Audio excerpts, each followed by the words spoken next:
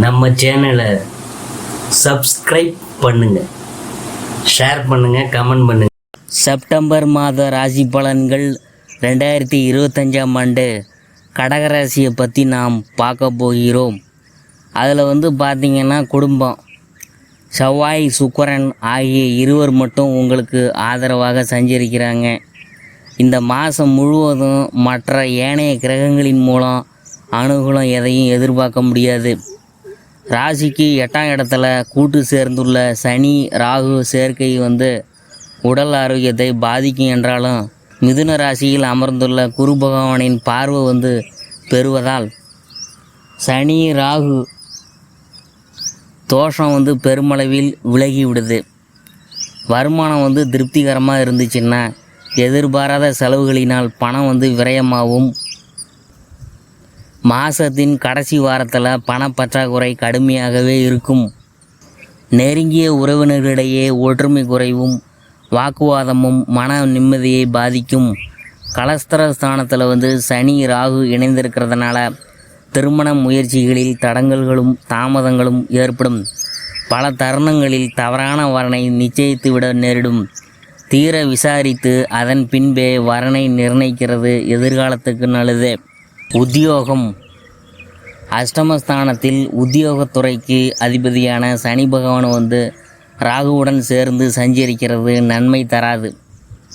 பணிச்சுமை சக்திக்கு மீறியதாக இருக்கும். எவ்வளவுதான் பாடுபட்டு உழைச்சாலும் கூட மேல் அதிகாரிகளை திருப்தி செய்ய முடியாது.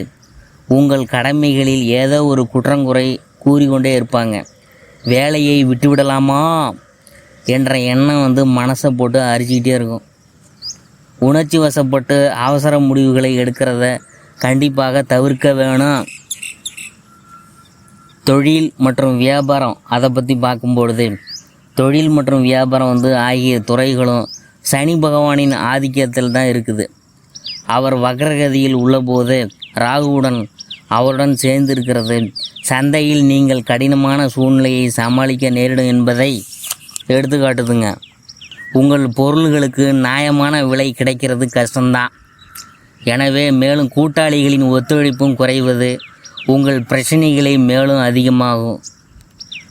அளவோடு முதலீடு செய்து திட்டமிட்டு உங்கள் சரக்குகளை விற்கிறது நஷ்டம் ஏற்படாமல் இருக்க உதவும். கிரக நிலைகளின்படி வங்கி மற்றும் இதர நிதி நிறுவனங்களின் ஒத்துழைப்பும் இந்த மாதம் குறையக்கூடும். இதனை ஏன் வற்புறுத்துகிறோம் என்றால், உங்கள் நிதி நிலைமையை திட்டமிட்டு சரி செய்து கொள்ளாவிட்டீங்கன்னா பிரச்சனைகளை சந்திக்க நேரிடும் என்பதே ஆகும். அடுத்தது நாம் பார்க்க போகிறது கலைத்துறையினர். கலைத்துறைக்கு ஆதிபத்தியம் கொண்டுள்ள கிரகமான சுக்கிரன் மட்டுமே உங்களுக்கு ஓரளவு அனுகூலமாக சஞ்சரிக்கிறாங்க. மற்ற கிரகங்கள்லாம் சாதகமாக இல்லைங்க. ஓரளவு வாய்ப்பெல்லாம் கிடைக்கும். அதனால் வருமானமும் ஒரே சீராக இருக்கும். நிச்சயமாக கிடைக்கும் என்றிருந்த பல நல்ல வாய்ப்புகள் கை நழுவி போவோம். கிடைக்கும் சந்தர்ப்பங்களின் கூட எதிர்பார்க்கும் அளவுக்கு வருமானம் இருக்காது. திரைப்படத்துறையினர் சற்று கடுமையான நிதி நிலைமையை சந்திக்க நேரிடும். பண விஷயங்களில் அதி ஜாக்கிரதையாக இருக்க வேண்டிய மாதம்தான். அரசியல் துறையினர், சுக்கிரன் ஒருவர் மட்டுமே ஓரளவு சாதகமாக வலம் வர்றாரு. கட்சியில் உங்களுக்கென்ற ஒரு தனி கூட்டம் உள்ளது என்பதை கிரகநிலையின்படி அதில்தான் தற்போது உங்கள் மீது அதிருப்தி ஏற்பட்டுள்ளதை கிரகநிலைகள் எடுத்துக்காட்டுது. முதல் முறையாக உங்களுக்கு எதிராக மறைமுக பேச்சுகள் உருவாகி உள்ளதை சனி ராகுவின் சஞ்சார நிலை குறிப்பிட்டு காட்டுது.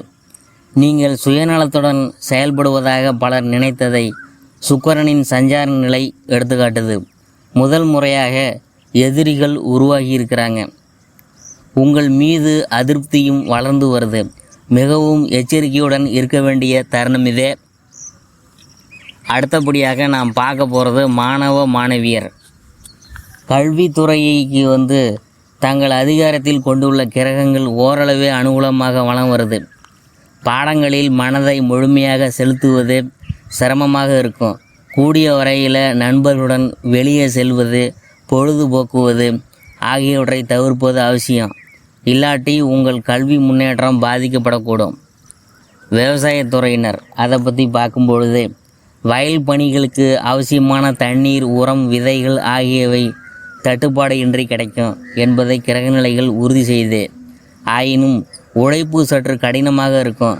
கால்நடைகளின் பராமரிக்கிறதுல செலவுகள் அதிகரிக்கும். பழைய கடன்கள் தொல்லை தரும். அடுத்தது பெண்மணிகள். குடும்ப பொறுப்புகளை ஏற்றுள்ள பெண்மணிகளுக்கு மனக்கவலை அதிகரிக்கும். குழந்தைகளின் படிப்பு சம்பந்தமான பிரச்சனைகள் நிம்மதியை பாதிக்கும். திருமண முயற்சிகளில் தடங்கல்கள் உண்டாகும். வேலைக்கு சென்று வரும் பெண்மணிகளுக்கு பணிச்சுமையும் அலுவலக சூழ்நிலையும் கவலையை அளிக்கும். அடுத்தது அறிவுரை. உடல் உழைப்பையும் குடும்பத்தின் எதிர்காலம் பற்றிய கற்பனையான கவலைகளையும் பயத்தையும் விட்டுவிடுங்க. பரிகாரம்: திங்கட்கிழமை தோறும் அம்பிகை அல்லது மகாலட்சுமி சன்னதியில் தீபத்தில் சிறிது நெய் சேர்த்து தரிசித்து விட்டு வரணும். ஒவ்வொரு துளி நெய்க்கும் அளவற்ற பரிகார சக்தி இருக்குதுங்க. கோயிலை சுற்றி வெளி பிரகாரத்தில் அரிசி மாவுடன் சர்க்கரை பொடியையும் கலந்து கோயிலில் மதில் சுவரையும் சுற்றிலும் தூவிவிட வேண்டும். மகத்தான பரிகார பலன்களை உங்களுக்கு கொண்டு வந்து சேர்க்கும்.